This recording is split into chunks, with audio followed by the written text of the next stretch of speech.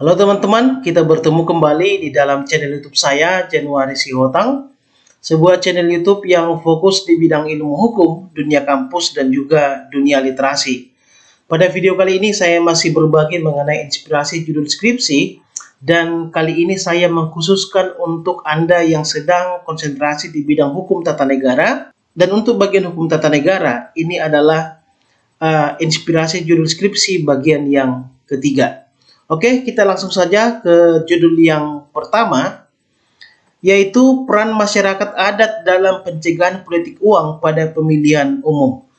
Nah, ketika kita berbicara pemilihan umum, tentu kita tidak bisa lepas dari yang namanya politik uang. Ini adalah praktik yang sangat banyak dilakukan oleh para peserta pemilu. Dan lembaga-lembaga yang dibentuk untuk menyelesaikan permasalahan politik uang ini sampai saat ini belum efektif di dalam menyelesaikan tugasnya. Sebagai langkah preventif yang paling pas menurut saya, karena memang Indonesia ini termasuk negara yang masih kuat kulturnya, masih kuat agamanya, maka perlu diberikan peran yang lebih besar kepada masyarakat adat di dalam mencegah praktik politik uang. Dan ternyata memang ini belum dilakukan dengan baik. Nah, bagi Anda yang mungkin tinggal di daerah yang kultur agama maupun kultur adat istiadatnya masih sangat kuat, maka ini bisa menjadi salah satu contoh untuk diteliti apakah memang eksistensi masyarakat adat itu sudah diberikan kesempatan untuk menyelesaikan ataupun mencegah terjadinya praktik politik uang ini. Nah, untuk membahas ini Anda bisa menggunakan dua rumusan masalah. Yang pertama adalah bagaimana peran masyarakat adat dalam pencegahan politik uang pada pemilihan umum di Indonesia. Untuk menyelesaikan ini, Anda bisa melakukan studi empiris dengan langsung melakukan wawancara kepada tokoh-tokoh adat ataupun tokoh-tokoh agama yang ada di daerah Anda. Oke. Kemudian yang kedua, apa saja kendala-kendala dan solusi untuk memaksimalkan peran masyarakat adat di dalam mencegah politik uang pada pemilihan umum di Indonesia. Nah, kalau kita berbicara kendala, mungkin karena memang masyarakat adat itu belum diberikan kewenangan oleh pemerintah, belum diberikan sarana dan prasarananya. Kemudian kita masuk ke judul yang kedua, yaitu implementasi sistem check and balances dalam keadaan bahaya menurut sistem ketatanegaraan Indonesia. Dalam 2 tahun ini, berbicara mengenai keadaan bahaya itu adalah sesuatu hal yang sangat dekat dengan kehidupan kita, karena memang situasi yang sangat darurat akibat COVID-19. Cuma kemudian kalau Anda lihat di dalam penanganan keadaan bahaya, ternyata negara kita belum mengatur dengan baik. Dalam pasal 12 Undang-Undang Dasar 1945 diatur bahwa Presiden menetapkan keadaan bahaya. Syarat-syaratnya ditentukan oleh undang-undang, dan undang-undangnya ternyata mengatur bahwa Presiden itu memiliki kewenangan yang sangat luar biasa di dalam menetapkan maupun menangani keadaan bahaya. Artinya di sana tidak ada check and balances. Ini bisa terjadi karena memang dari adagiumnya Julius Predikstall bahwa dalam keadaan bahaya hukum itu tidak ada. Dalam keadaan bahaya yang berkuasa adalah kepala negara dan kepala pemerintahan, dia bisa menggunakan segala cara. Yang penting negara itu bisa tetap survive. Nah, ini yang harus dicegah di dalam sistem check and balances. Salah satu contoh utamanya adalah di dalam Undang-Undang Nomor 7 Tahun 2017 tentang pemilihan umum. Di dalam pasal 331 sampai 333 di sana diatur bahwa ketika terjadi bencana di minimal 40% wilayah Indonesia atau 40% provinsi di Indonesia, maka Presiden atas usul KPU dapat melakukan penundaan pemilu.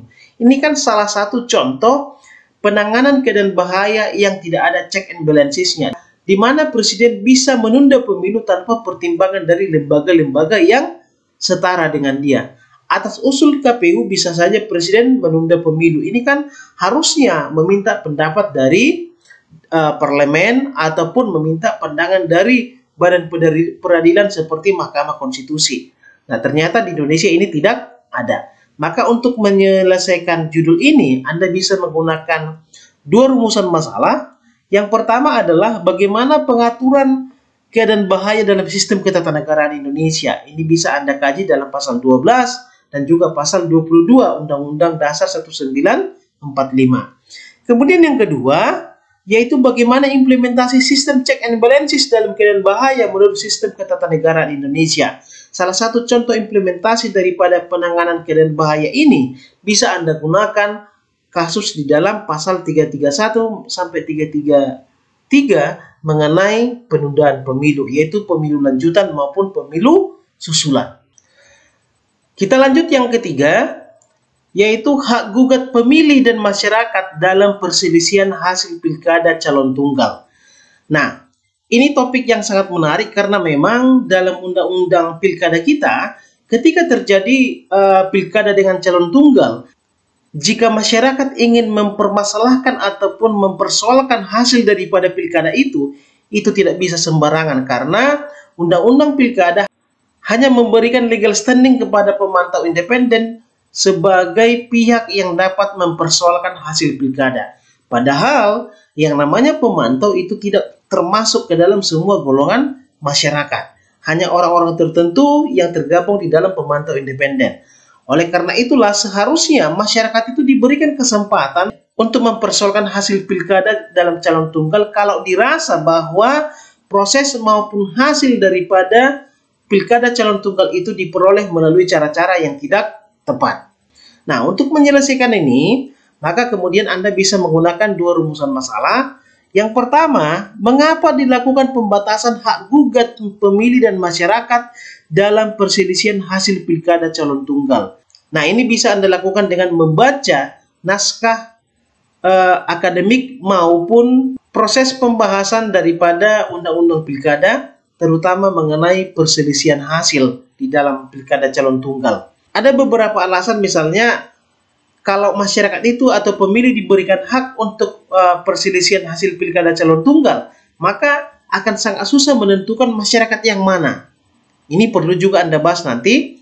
Kemudian yang kedua, bagaimana idealnya hak gugat pemilih dan masyarakat dalam perselisihan hasil pilkada calon tunggal. Ini sudah saya jelaskan tadi. Oke? Kemudian sekarang kita akan membahas dari segi perbandingan hukum tata negara. Ini judul yang saya yakin pasti akan di-ACC oleh pembimbing. Cuma kemudian Anda harus memiliki kemampuan untuk menelaah konstitusi dari negara lain. Judulnya adalah Partisipasi Masyarakat dalam Pembentukan Undang-Undang. Dalam hal ini, sebuah studi perbandingan hukum tata negara antara Indonesia dengan Afrika Selatan. Nah, supaya bisa mengerjakan ini, Anda harus memahami bagaimana konstitusi Afrika Selatan yang terakhir itu kalau saya tidak salah, yaitu konstitusi tahun 1996. Untuk menyelesaikan ini, Anda bisa menggunakan dua rumusan masalah. Yang pertama, bagaimana perbandingan partisipasi masyarakat dalam pembentukan undang-undang antara Indonesia dan Afrika Selatan. Jadi, ketika saya membandingkan antara konstitusi Indonesia dengan Afrika Selatan, terutama mengenai pembentukan undang-undang, maka pengaturan mengenai partisipasi masyarakat itu jauh lebih lengkap dan lebih tegas di dalam konstitusi Afrika Selatan dibandingkan dengan Indonesia. Kalau di Indonesia, yang namanya partisipasi masyarakat itu hanya sekedar, kalau bisa saya katakan hanya sekedar simbol, ya. Apa yang disarankan oleh masyarakat itu bisa diambil atau tidak diambil oleh legislatif di dalam penyusunan undang-undang.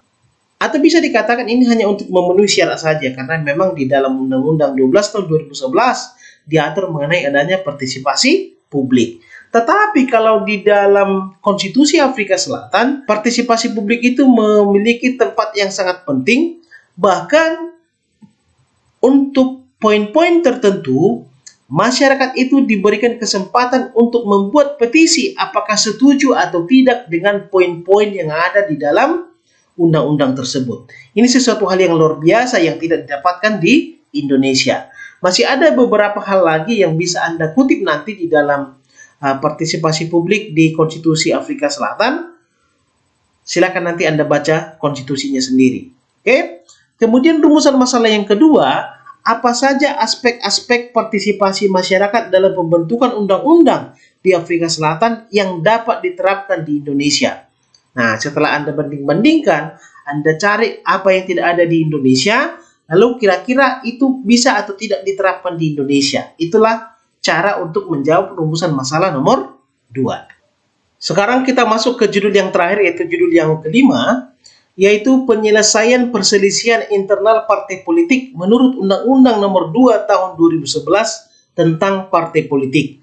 Nah, yang namanya partai politik dari zaman kolonial sampai saat ini selalu ada konflik internal. Kenapa bisa terjadi seperti itu? Karena memang partai politik itu penuh dengan kepentingan, penuh dengan kelompok-kelompok yang tentu memiliki garis-garis kebijakan tersendiri. Sehingga antara kelompok yang satu dengan kelompok yang lain seringkali berselisih, terutama ketika akan terjadi yang namanya pemilihan ketua umum. Itu biasanya. Nah, oleh karena itulah kemudian di dalam Undang-Undang Nomor 2 Tahun 2011 tentang partai politik diatur bahwa penyelesaian mengenai perselisihan internal partai politik ini diselesaikan oleh Mahkamah Partai Politik. Lalu kemudian kalau salah satu pihak tidak puas bisa diajukan ke PT UN sampai ke Mahkamah Agung. Proses ini kan sesuatu yang sangat panjang, yang sangat ribet, padahal sesungguhnya yang bermasalah adalah internal daripada partai politik itu sendiri. Nah, kalau boleh misalnya bahwa perlu direkonstruksi atau diatur ulang bahwa perselisihan internal partai politik itu baru bisa sampai ke Mahkamah Agung atau sampai ke pengadilan ketika di sana terjadi yang namanya tindak pidana. Kalau hanya sekedar masalah kepengurusan dan segala macam, itu cukup selesai di dalam Mahkamah Partai Politik. Ada dua rumusan masalah untuk ini. Yang pertama adalah bagaimana pengaturan penyelesaian sengketa internal partai politik menurut Undang-Undang Nomor 2 Tahun 2011 tentang partai politik. Jadi, sudah saya jelaskan tadi pengaturannya seperti apa, lalu sejarahnya seperti apa bisa Anda teliti nanti. Terus kemudian yang kedua, bagaimana rekonstruksi hukum penyelesaian perkara perselisihan internal partai politik di Indonesia. Jadi yang mau direkonstruksi itu adalah supaya perselisihan internal partai politik ini tidak terlalu berbelit-belit, bisa dari Mahkamah Partai sampai ke Mahkamah Agung. Lalu kemudian yang kedua, perlu dipetakan kasus-kasus apa saja yang cukup diselesaikan di Mahkamah Partai dan kasus apa saja yang bisa sampai ke pengadilan, bahkan sampai ke Mahkamah Agung. Ini bisa Anda selesaikan dengan melalui metode wawancara ataupun dengan melalui studi normatif. Oke teman-teman, saya rasa demikian judul-judul di dalam bidang hukum tata negara. Semoga video ini bermanfaat. Kita bertemu dengan video-video yang berikutnya. Terima kasih.